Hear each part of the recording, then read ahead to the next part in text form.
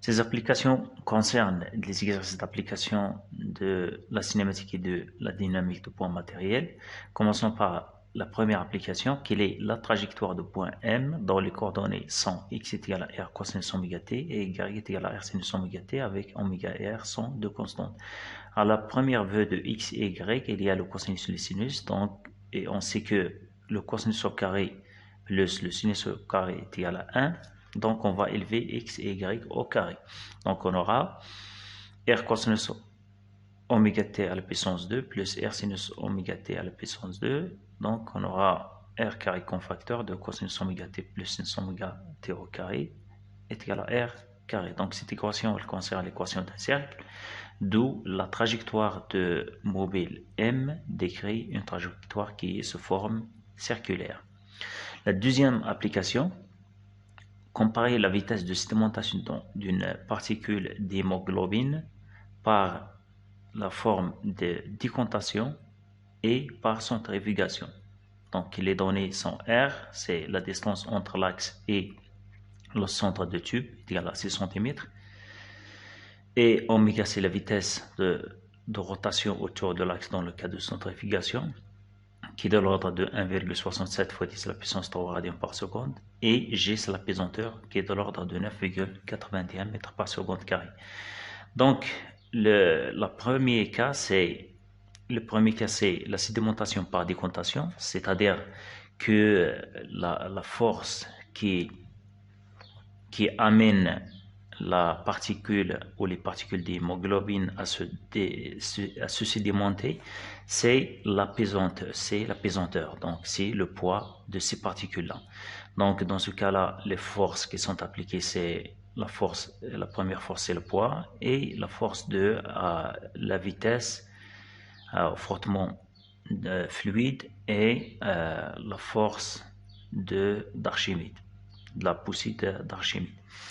Dans le deuxième cas, dans le cas de centrifugation, les particules au sein du tube, ils sont accélérées par l'effet de l'accélération à la rotation angulaire constante. Donc, dans le cas où il y a une rotation angulaire constante, il y a une accélération qui est centripète. Donc, il y a une autre force qui s'applique sur ces particules-là qui accélèrent leur sédimentation, c'est la force centrifuge.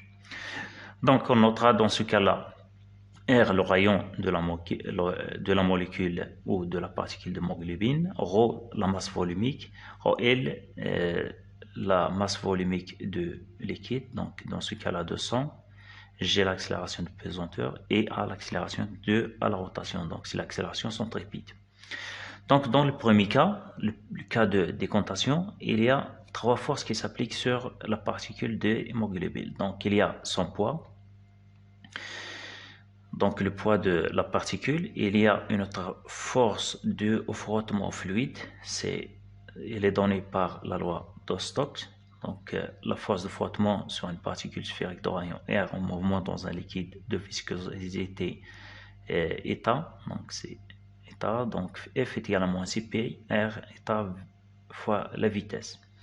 Et il y a une autre force, c'est la poussée d'Archimède, qui est l'équivalent de poids de liquide qui est déplacé par la particule. Donc la poussée d'Archimède correspond au poids de liquide déplacé, qui est égal à moins la masse de liquide qui est déplacé fois la pesanteur. Et puisque la masse est égale à ρ fois la masse volumique fois le volume, donc c'est moins ρ fois V de liquide qui est le sang dans ce cas-là. Donc le poids de même est égal à la masse fois la pesanteur, donc la masse de la particule, et puisque la masse toujours est égale à ρ fois V, donc le poids est égal à ρ fois V fois G fois la pesanteur. Donc dans ce cas-là, cette particule, elle suit un mouvement uniforme, c'est-à-dire que la vitesse de sédimentation est constante. Dans le deuxième cas, c'est le cas de centrifugation. Dans ce cas de même, il y a quatre forces. Et donc il y a une autre force qui s'ajoute, c'est la force de centrifugation. Donc cette particule-là, elle subit une accélération, elle est accélérée dans ses démontations. Dans ce cas-là, il y a le tube, il est mis sous cette forme, donc la force ou la poussée d'Archimède, elle est appliquée dans ce sens, dans le sens opposé des X. Alors dans le cas de décontation, elle est dans le sens opposé des Z. Donc il y a force là de centrifugation qui est égale à moins la masse de la particule fois l'accélération, donc moins ρv fois l'accélération, et la force ou la poussée d'Archimède, donc qui est la même dans ce cas de sédimentation par décontation, mais dans ce cas-là, il y a ρ fois v fois l'accélération. Donc l'accélération, c'est les centripetes n'ont pas la pesanteur. Et celle de frottement fluide reste la même. Donc on a la particule, elle est soumise à 3 forces dans le cas de décontation. Donc la vitesse elle est constante, donc on peut appliquer la première loi de Newton. Donc puisque la vitesse elle est constante, donc l'accélération est égale à 0. Alors la somme des forces appliquées sur la particule est égale au vecteur nul. Donc si on projette sur EZ, donc P elle est dans le sens positif des Z, FA, la poussée d'Archimède, là elle est dans le sens opposé, et de même la force de frottement fluide elle est dans le sens opposé. Donc on aura ρVg, c'est le poids, moins ρLVg, c'est la poussée d'Archimède, moins cette quantité, c'est PR état fois V1 est égal à 0. Avec V1, c'est la vitesse de décontation, c'est démontation de la particule par décontation. Donc, on aura finalement V1 est égal à cette quantité-là, 2 R au carré, le rayon de la particule au carré, sur C fois la viscosité dynamique, fois la différence des masses volumiques, fois la pesanteur. Dans le cas de la centrifugation, il y a une accélération centripète qui s'applique sur l'ensemble des particules et des fluides, donc sur tout le tube, qui est une accélération de nature centripète qui est égale à moins R oméga EX, donc il est calculé déjà dans le cours. Donc les molécules d'hémoglobine, elles sont animées d'un moment rectiligne sur 4 forces, donc puisque la vitesse elle est constante. Donc, par application de la première loi de Newton, la somme des forces est égale à vecteur nul. Donc, les forces qui sont appliquées, c'est le poids, la force centrifuge, la poussée d'Archimède et la force de frottement fluide. Donc, on va projeter ces 4 forces sur l'axe des X. Donc, le poids, elle est perpendiculaire, elle est suivant EZ, donc elle est perpendiculaire à l'axe des X, donc sa composante suivant X est nulle. La composante de la force centrifuge, c'est ρVA, puisqu'elle est dans le sens positif des X.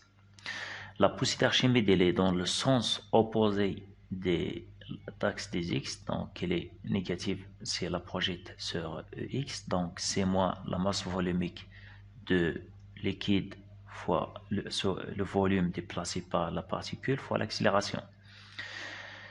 Et de même, la force de frottement fluide, elle est dans le sens opposé au mouvement de la particule. Donc, elle est égale à moins CPR fois la viscosité dynamique fois la vitesse de centrifugation. Donc, l'ensemble est égal à 0. Finalement, on trouve que la vitesse de centrifugation est égale à 2 fois le rayon de la particule au carré sur 9 fois la viscosité dynamique fois la différence des masses volumiques fois l'accélération. Donc c'est la même que la décontation avec une différence de l'accélération. Donc la première accélération pour la décontation, c'est l'accélération de pesanteur. Alors pour le cas de centrifugation, c'est l'accélération de à la centrifugation, donc à la vitesse de rotation autour de l'axe dans la centrifugeuse. Donc on va faire une application numérique pour le cas de sang, de sédimentation d'hémoglobine dans le sang. Donc la masse volumique de sang, elle est donnée par 1 fois 10 à la puissance 3 kg par mètre cube. Et de même, la masse et le rayon d'hémoglobine sont donnés ici. Et la viscosité de sang à la température de travail, donc elle est donnée dans ce cas-là. Et on a le rayon, la distance qui sépare l'axe de centre du tube, elle est donnée. De même, la vitesse de rotation angulaire et la pesanteur. Donc par décontation, on a déjà calculé la vitesse est égale à 2r carré 9 fois 9, puisqu'on fait la différence fois la différence des masses volumiques fois g. Donc si on fait l'application numérique, on aura V1 est égal 4,1 fois 10 à la puissance moins 12. Dans le cas de centrifugation, on doit tout d'abord calculer l'accélération. Donc l'accélération est égale à 1,488 fois 10 à la puissance 5. De même, dans ce cas-là, on a la vitesse V2, donc c'est pas l'accélération comme dans le premier cas. Donc V2 est égal à 6 fois 10, 17 fois 10 à la puissance moins 8. Donc c'est une vitesse qui est énorme si on la compare avec la première vitesse de décontation. Donc V1 est égal à 4 fois 10 à la puissance moins 12. Alors pour le cas de centrifugation, c'est V2 est égal à 6 fois 10 à la puissance moins 8. Donc pour la force centrifuge relative qui est égale à la force centrifuge sur le poids, donc est égal à l'accélération de centrifugation sur la pesanteur. Donc on aura est égal à 1,48 fois 10 à la puissance 5 sur 9,81. Donc la pesanteur est égale à 1,5 fois 10 à la puissance 4. Donc pour voir quantitativement l'effet de cette accélération sur la sédimentation, on va calculer le temps nécessaire pour que la molécule sédimente sur une distance d'1 millimètre dans les deux cas, dans le cas de décontation et dans le cas de centrifugation. Donc on a le temps est égal toujours la distance sur la vitesse, donc on a 1 mm, donc c'est 10 à la puissance moins 3 sur la vitesse 1 qui est 4 fois 10 à la puissance moins 12, donc c'est 2,4 fois 10 à la puissance 8 secondes, donc c'est 7 temps, 7,7 ans. Dans le deuxième cas, donc on trouve que le temps pour se démonter seulement pour 1 mm, elle est très énorme. Alors pour le cas, c'est pour cela qu'on a recours à la centrifugation. Dans ce cas-là, on a T2 qui est à la 10 à la puissance moins 3 sur la vitesse 2. Donc elle est de l'ordre de 4,5 heures. Donc pour cette accélération qui est énorme, on trouve que le temps il est de même très grand. C'est 4,5 heures. Mais elle est très faible si on le compare avec la sédimentation par des décontations.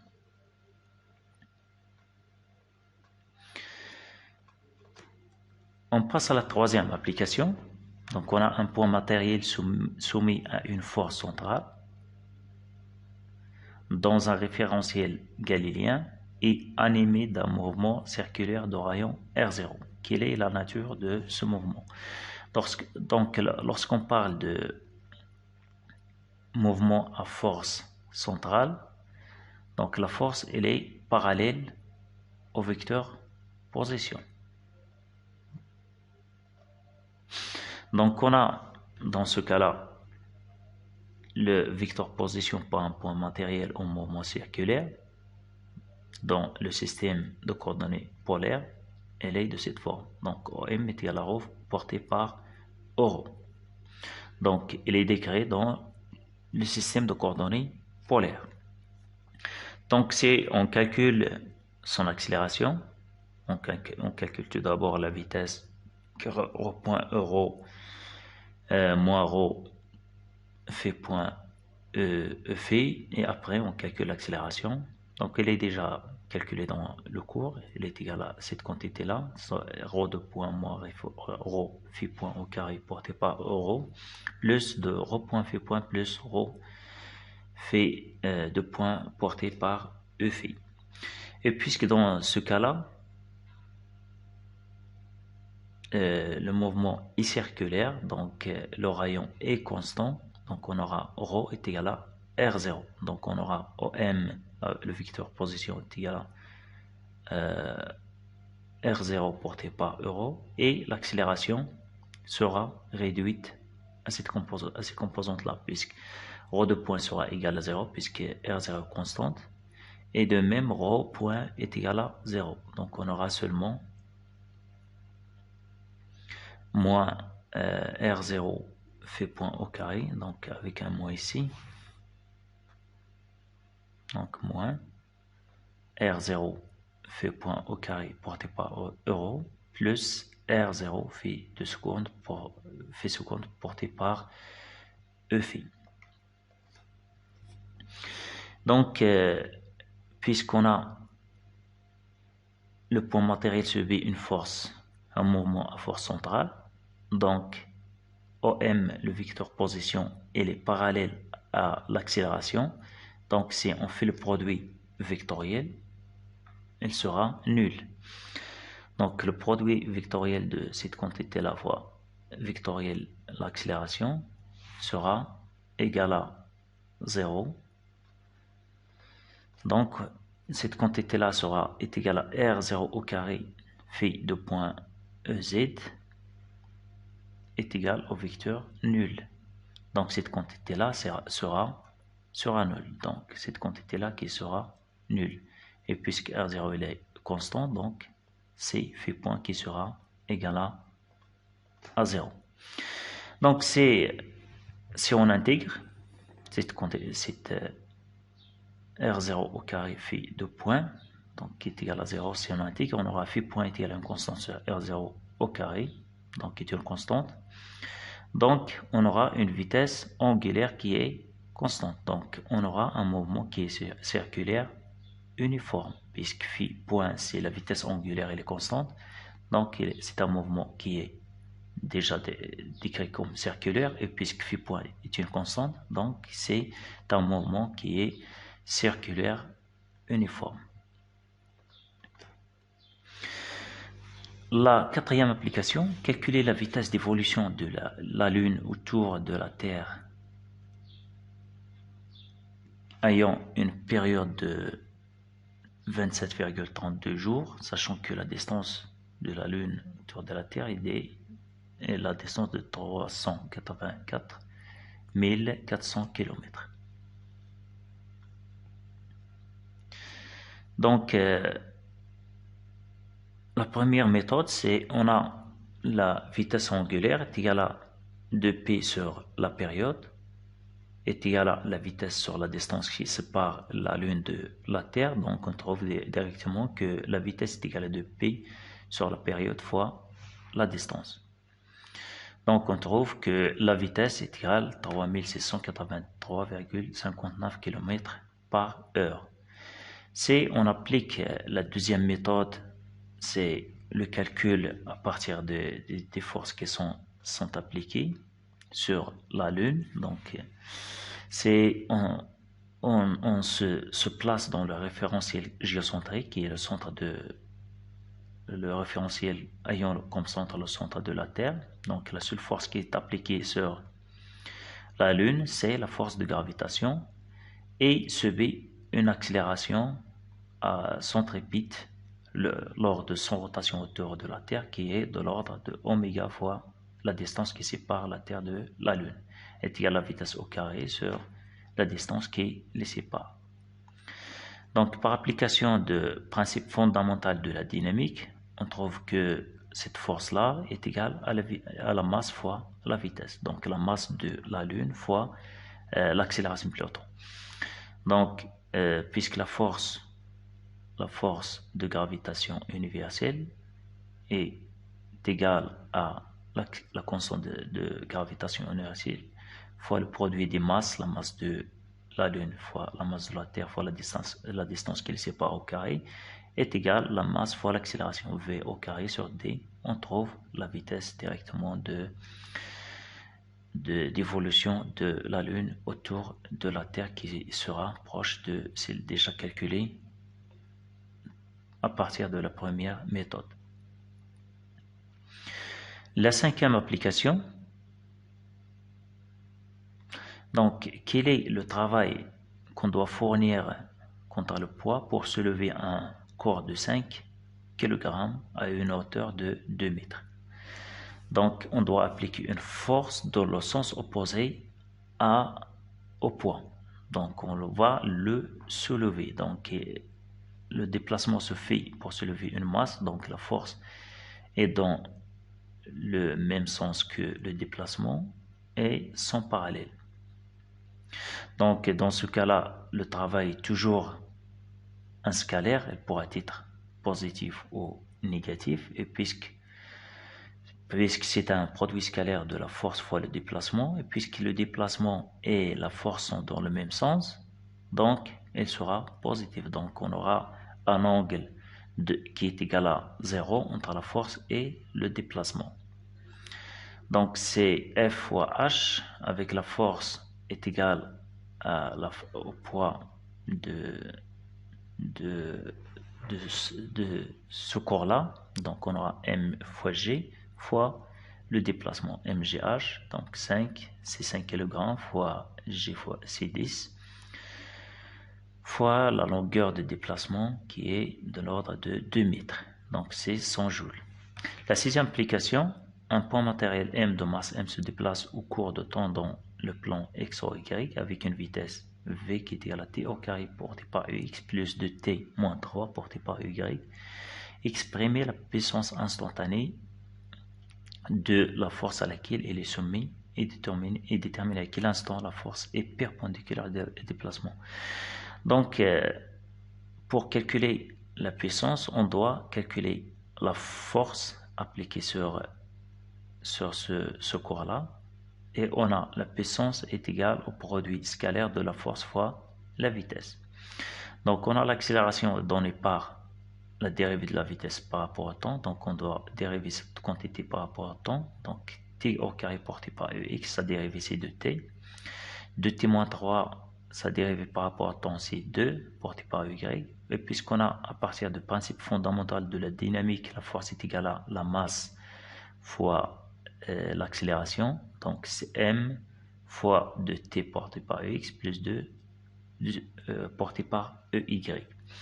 La puissance, c'est le produit de la quantité de vitesse, le produit scalaire de la vitesse fois la force. Donc, la force, c'est cette quantité scalaire, cette quantité-là, on trouve. Donc, puisque EX, le produit scalaire de EX est égal à 1, et le produit scalaire de EX, EY est égal à 0, donc on trouve les quantités qui sont multipliables, c'est 2t fois t au carré, donc 2t à la puissance 3, et 2 fois cette quantité, donc c'est 4t moins 2 fois 3, c'est moins 6, fois la masse. Voilà la puissance, la puissance de la force que subit ce corps-là. Donc la deuxième question, déterminer à quel instant la force est perpendiculaire au déplacement. Donc lorsque la force est perpendiculaire au déplacement, donc le produit scalaire, la force est perpendiculaire à V, donc le produit scalaire là est égal à 0. Et puisque la force scalaire V est égale à 0, donc la puissance sera égale à 0. Donc cette quantité là sera égale à 0. Donc on aura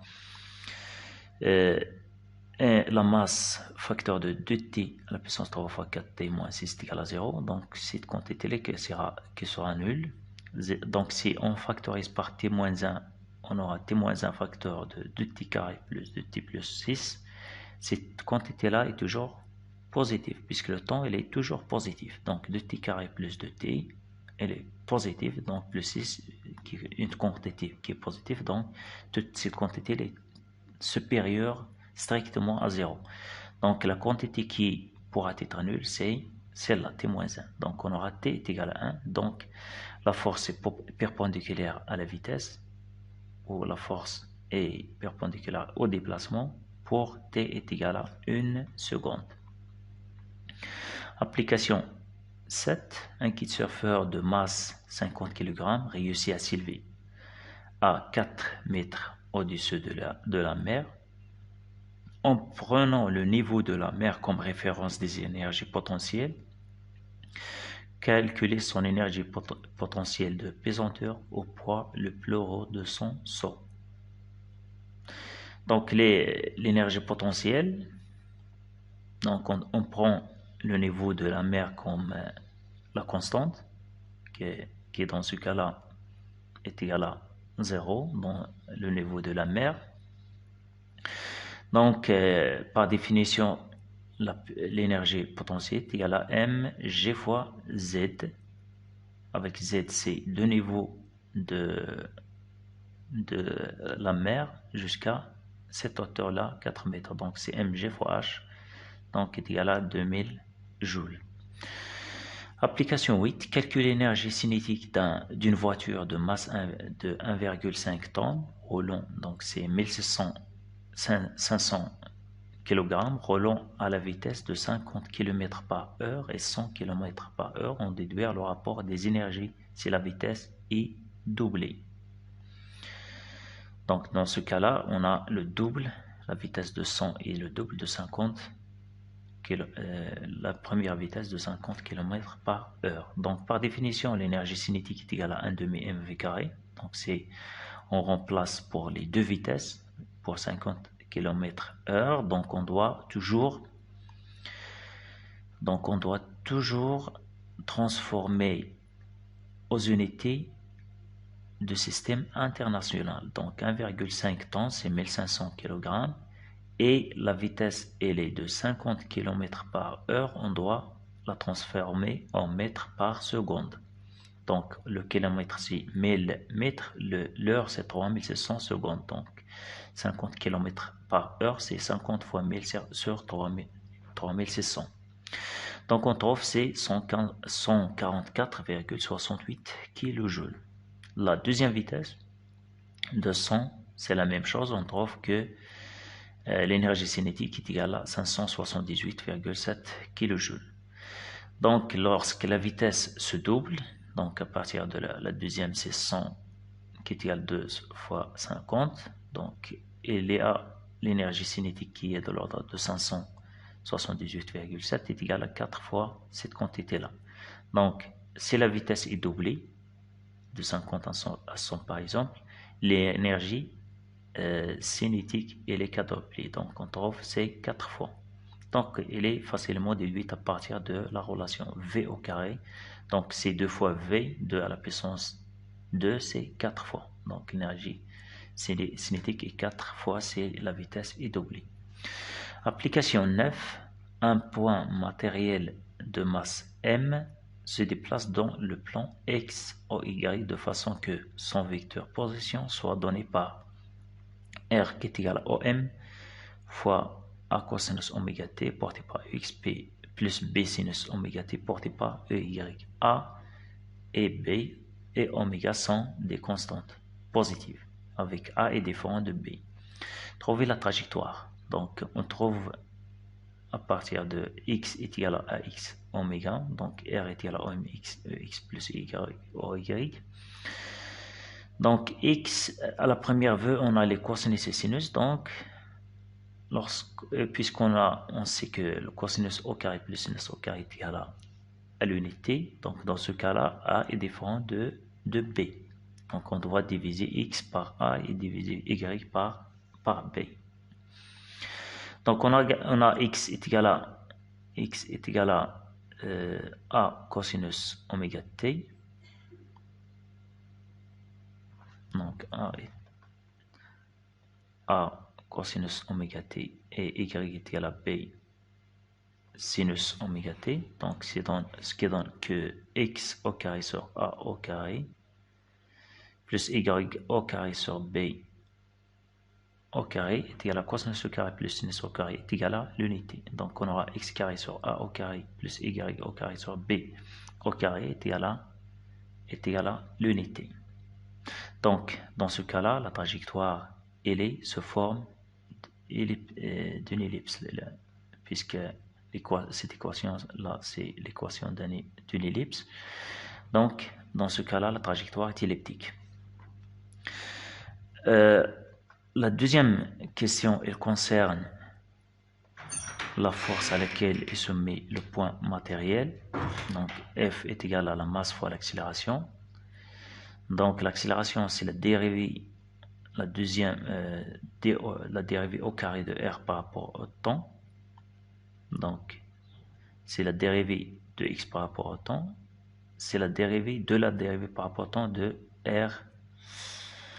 Donc c'est la première dérivée.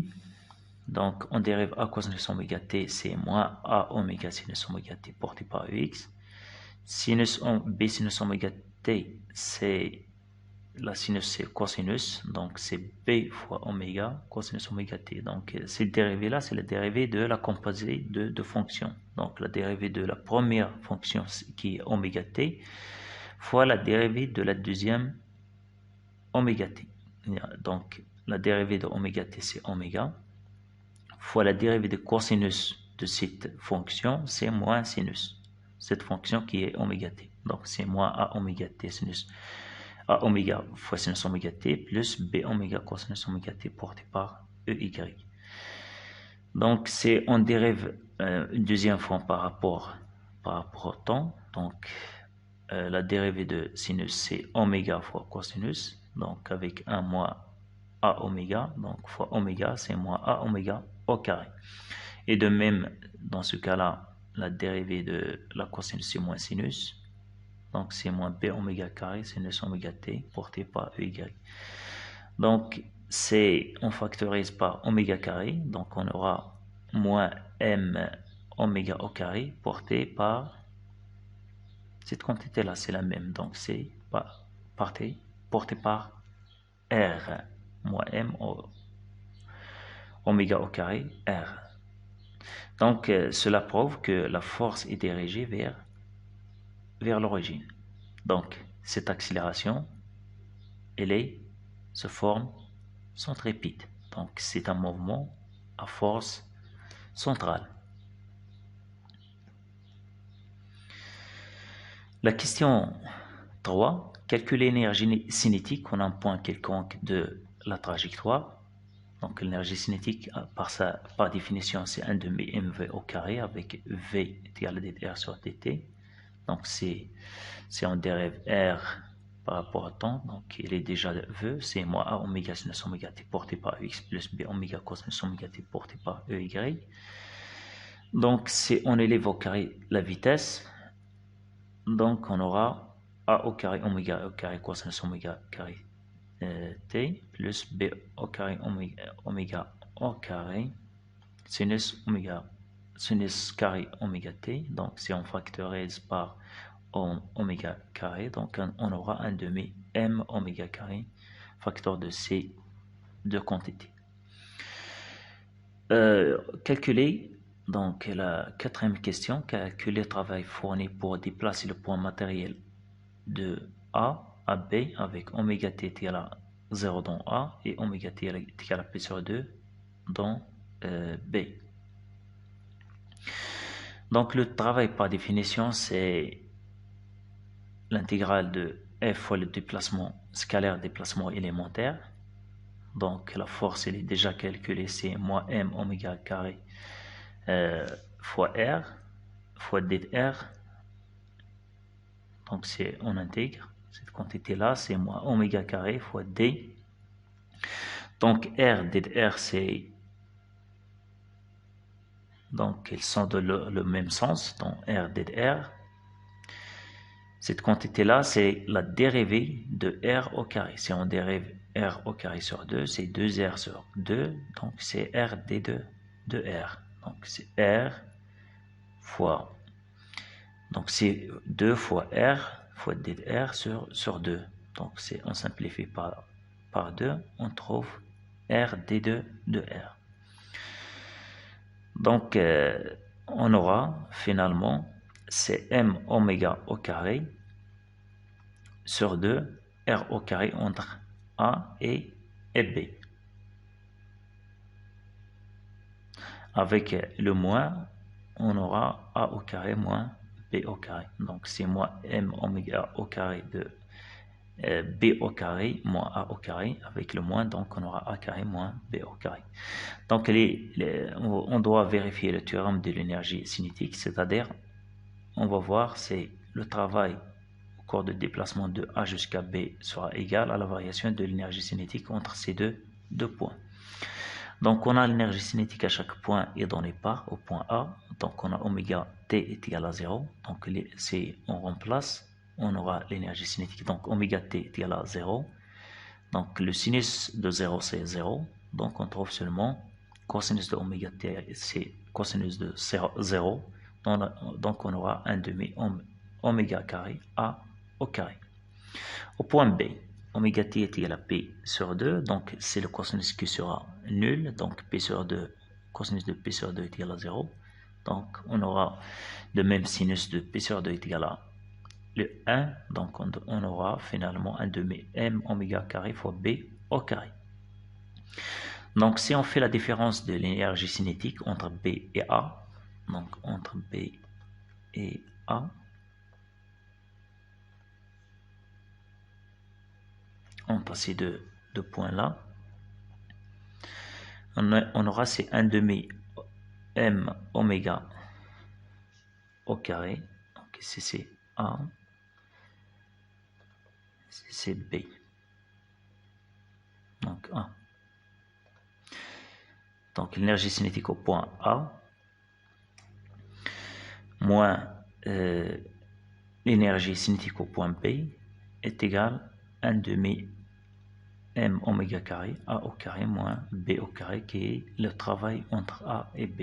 Donc le théorème de l'énergie cinétique est vérifié. La cinquième question, calcule la puissance instantanée. Par définition, la puissance instantanée est égale au produit scalaire de la force fois la vitesse. Donc les deux quantités sont déjà calculées.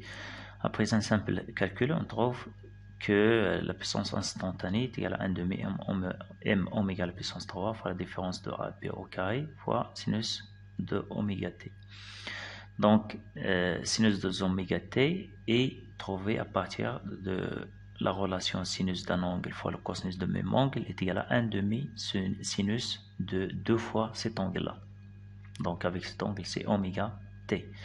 Sixième question, calcule le travail effectué lorsque le point matériel fait un tour complet, c'est-à-dire de oméga t égale à 0 jusqu'à oméga t égale à 2 p. Que peut-on conclure?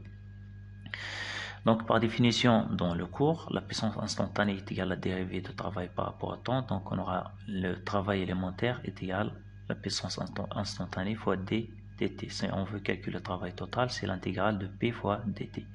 On effectue un changement de travail avec θ est égal à oméga t. Donc dθ est égal à oméga dt puisqu'oméga est constante. Donc si on remplace p et dt sera égal à dθ sur oméga. Donc on aura ces quantités-là sont des constantes. Il reste à intégrer sinus 2 oméga t. Donc 2 oméga t c'est 2θ. dt c'est dθ sur oméga. On simplifie par un seul oméga ici. On aura un demi m oméga au carré au lieu de oméga à la puissance 3. Si on intègre sinus de θ entre 0 et 2π, sa primitive c'est cosinus 1 demi cosinus de θ. Cosinus de θ entre 0 et 2π est égal à 0. Donc le travail de F le long d'un contour fermé est nul. Donc F est une force conservative, puisque dans ce cas-là, le travail de cette force-là dépend de point de départ et le point d'arrivée. Donc, elle ne dépend pas de chemin suivi. Dans ce cas-là, on dit que la force, elle est conservative.